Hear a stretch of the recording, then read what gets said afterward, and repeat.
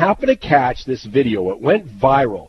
It was between University of Toronto professor Jordan B. Peterson, who's became sort of a huge name over the last year and a half, and one of the well-known news anchors in the UK on Channel 4, Cathy Newman.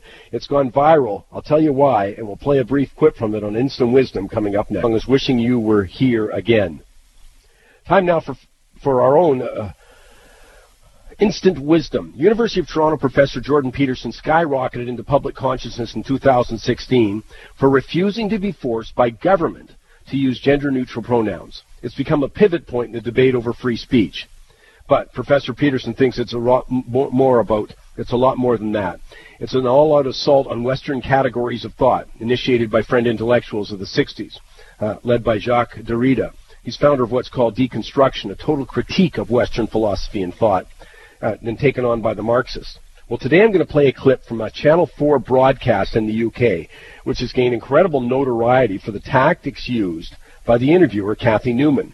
I think it's a common approach we see today.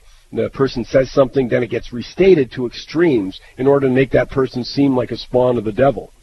This interview went viral, with literally millions of people watching on YouTube, because it was such a great example of this. At every turn, Cathy Newman misrepresents what Dr. Peterson says. But Dr. Peterson keeps his cool, constantly corrects her. In this clip, they're discussing the 9% medium gender pay gap in the UK.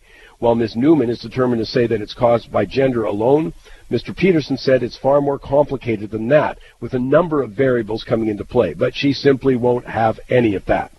I know that feeling, by the way, from trying to talk to ideologues about economic policy. It happens all the time. Let's play the clip. Here in the UK, for example, let's take that as an example. The gender pay gap stands at just over 9%. You've got women at the BBC recently saying that the broadcaster is illegally paying them less than men to do the same job. You've got only 7 women running the top FTSE 100 companies. Yeah. So it seems to a lot of women that they're still being dominated and excluded, to quote your words back to you. It does seem that way, but multivariate analysis of the pay gap indicate that it doesn't exist. But that's just not true, is it? That's I mean, that absolutely 9% pay gap, that's a gap between median hourly earnings between men and women. But there's that exists. Yeah, but there's multiple reasons for that. One of them is gender, but it's not the only reason. Like if you're a social scientist worth your salt, you never do a univariate analysis. Like you say, well, women in aggregate are paid less than men. Okay, well, then we break it down by age, we break it down by occupation, we break it down by interest, we break it down by personality. But you're saying basically it doesn't matter if women aren't getting to the top, because that's what's skewing that gender pay gap, isn't it?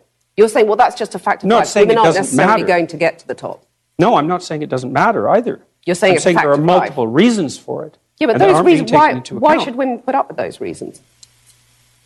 Why should women be content I'm not not saying to that get they to the should top? put up with it. I'm saying that the claim that the wage gap between men and women is only due to sex is wrong.